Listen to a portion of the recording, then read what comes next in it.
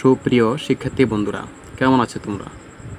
আজকের অনলাইন ক্লাসে আমি উচ্চতর গণিত নিয়ে আলোচনা করব। নবম দশম শ্রেণীর উচ্চতর গণিত নিয়ে আমি আলোচনা করব। আজকের আলোচ্য বিষয় হচ্ছে ঘন জ্যামিতি। তোমাদের উচ্চতর গণিত বইয়ের 13তম অধ্যায়। তোমরা বই, খাতা, কলম নিয়ে বসতে পারো 13তম অধ্যায় নিয়ে। আর আমি আজকে 13তম অধ্যায়ের প্রথমে সূত্র নিয়ে আলোচনা করব। দুটা সূত্র নিয়ে আলোচনা করব, সাথে দুটো অঙ্ক করিয়ে দেব। সবাই আশা করি পুরো ভিডিওটা দেখবে, আশা করি কোনো সমস্যা হবে না।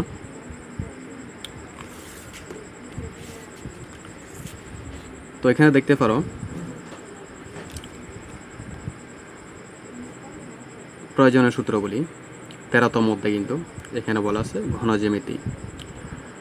এখানে আসলে 13তম হবে তোমাদের 13তম অধ্যায়টা। প্রথমে সেখানে আছে তোমাদের আয়তাকার ঘনবস্তু আর ঘনক, কোনক, সিলিন্ডার বা ব্যালন।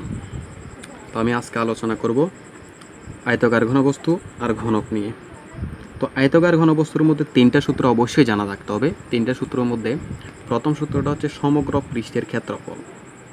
তো আয়তাকার ঘনবস্তু দেখতে কেমন, তাহলে আমরা যদি সেটা অঙ্কন করি, একদম ইজি। আমি একটা অঙ্কন করে দেখাই দিই, সবাই খেয়াল করো। একটা আয়তাকার বস্তু, বক্স অথবা একটা আয়তাকার বক্স, এদেরকে আমরা যদি এইভাবে ফলো করি তাহলে এটা একটা আয়তাকার ঘনবস্তু হয়ে যাচ্ছে। তারপর আমরা যদি এটা এই অংশটা আমরা যদি মনে করি, আমরা এই যে এই অংশটা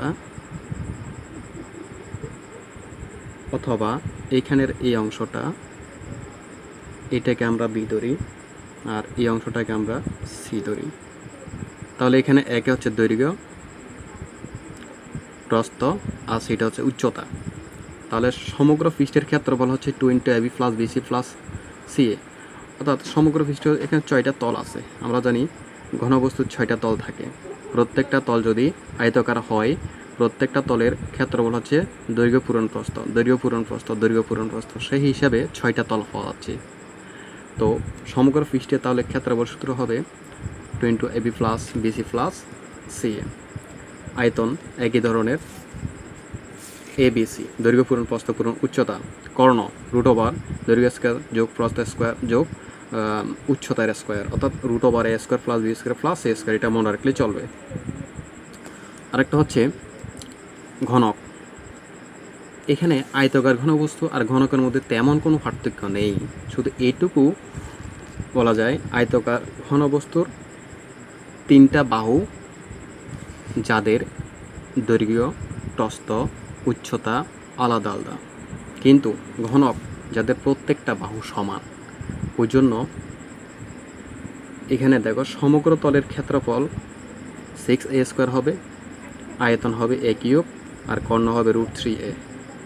আশা করি সবাই বুঝতে পারছো। এই সূত্রগুলো লিখে নাও। এখন আমি একটা অঙ্ক নিয়ে আলোচনা করব। বইয়ের অনুশীলনের অঙ্ক, অর্থাৎ 13তম অধ্যায়ের প্রথম অঙ্কটাই। প্রশ্নটা তোমরা বই থেকে দেখতে পারো অথবা এখান থেকে লিখতে পারো। একটি আয়তাকার ঘনবস্তুর দৈর্ঘ্য, প্রস্থ ও উচ্চতা যথাক্রমে 16 মিটার, 12 মিটার ও 4.5 মিটার। এর পৃষ্ঠতল, কর্ণ, আয়তন কত?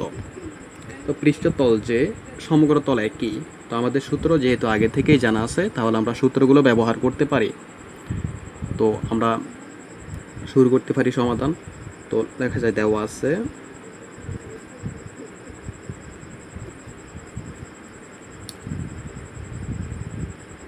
আয়তাকার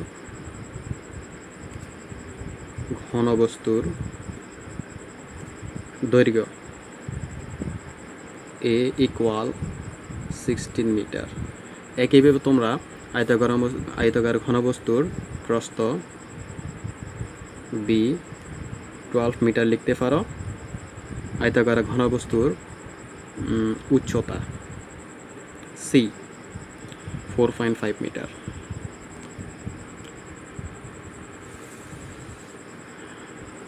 এরপর পৃষ্ঠতল কত চাইছে।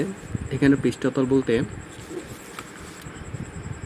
আমরা সমগ্র তলকে বোঝাচ্ছি, সূত্রটা আমরা দিতে।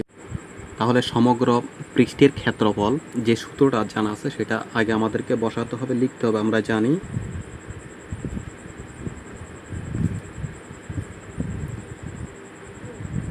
আয়তাকার ঘনবস্তুর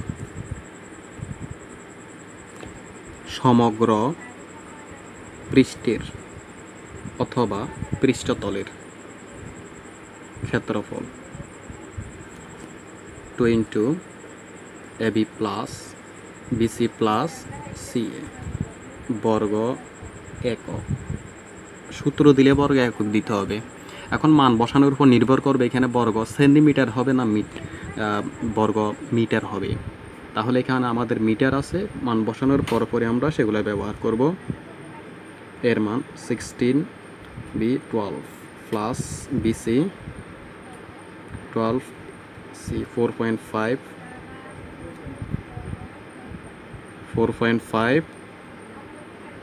16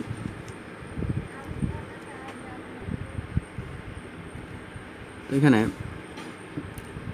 16 ইন্টু 12 192, নেক্সট 52, নেক্সট 72। এর গুণ যোগফল 316 যদি দিই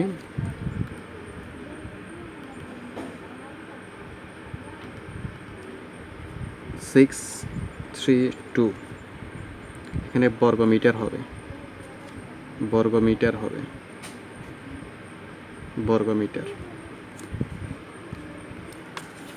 তাহলে এখানে আয়তাকার ঘনবস্তু সমগ্র পৃষ্ঠের ক্ষেত্রফল 632 বর্গমিটার। এখন আমরা আয়তন হিসাব করতে পারি।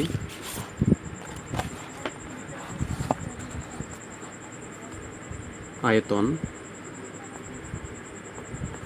ABC ঘন মিটার, ঘন একক। এখন হবে ঘন একক, মান বসানোর পরপরই মিটার হয়ে যাবে। 16 12 ইন্টু 4.5 ঘন মিটার।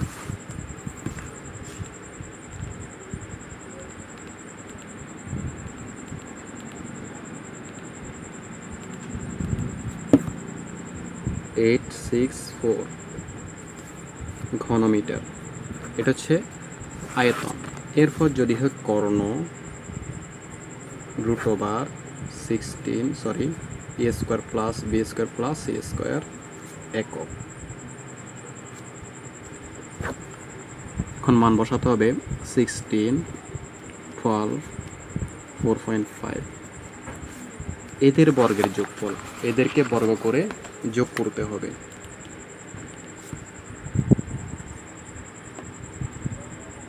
বর্গ করে যোগ করার পর যা হয় এটাকে বর্গমূল করতে হবে, বর্গমূল করলে যা হবে সেটাই আনসার। এরপর আরেকটা দেখতে পারো, একটি আয়তাকার ঘনবস্তুর মাত্রাগুলো 5 সেন্টিমিটার 4 সেন্টিমিটার 3 সেন্টিমিটার এর কর্ণের সমান ধার বিশিষ্ট গণকের ক্ষেত্রফল। এটা হচ্ছে আয়তাকার। আমি এখানে একটা চিত্র অঙ্কন করি, খেয়াল করবা। আমি আঁকবো একটা আয়তাকার ঘনবস্তু, এটা ABC। তার পাশে আমি একটা আঁকতেছি ঘনক যার প্রত্যেক বাহু সমান।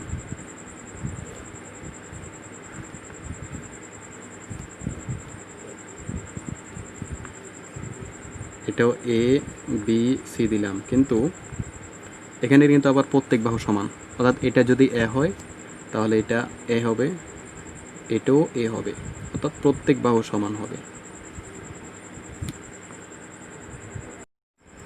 তাহলে এখানে প্রশ্ন অনুযায়ী বলা যায় কি, আয়তাকার ঘনবস্তুর কর্ণটা হবে ঘনকের ধারের সমান, অর্থাৎ এর সমান। তাহলে আমাদেরকে বের করতে হবে আয়তাকার ঘনবস্তুর কর্ণ। সবার যেহেতু জানা আছে কর্ণের সূত্র √a² plus b² plus c²। তাহলে এই যে মানগুলো বসানো যায় 5 square plus 4 square plus 3 square 25 16 plus 9।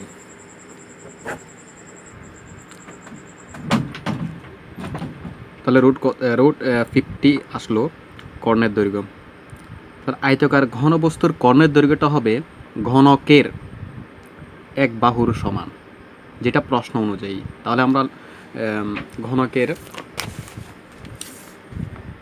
ক্ষেত্রফলের সূত্র আমাদের জানা আছে। তাহলে প্রশ্ন মতে বা শর্ত মতে a ইকুয়াল রুট 50, কারণ প্রশ্নে বলা আছে আয়তাকার ঘনবস্তুর যে কর্ণ আসবে তা ঘনকের দৈর্ঘ্যের সমান।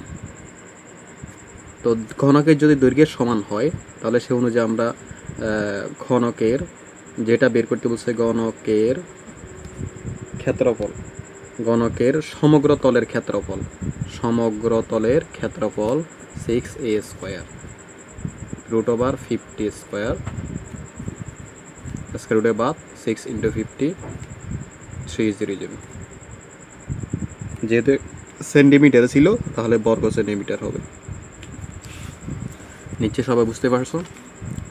তাহলে আজকের ঘনজ্যামিতি আমি প্রথম 2টা অঙ্ক নিয়ে আলোচনা করেছি। প্রথম 2টা তোমাদের বইতেই আছে, 2টা বলতে তোমাদের বইয়ের 7 নং এবং 9 নং প্রশ্ন।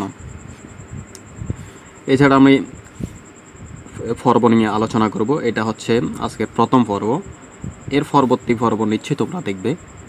আর এই ভিডিওর লিঙ্কে ডেসক্রিপশন বক্সে আমি পূর্বের সকল ক্লাসের লিঙ্ক আমি দিয়ে দেব। ওই লিঙ্কে প্রবেশ করে সব ভিডিও তোমরা দেখতে পারো, সব ক্লাসগুলো তোমরা দেখতে পারো। আমি কমেন্ট বক্সের প্রথম কমেন্টে আমি লিঙ্কটা দিয়ে দেব। ভালো থাকো সবাই, ধন্যবাদ সবাইকে।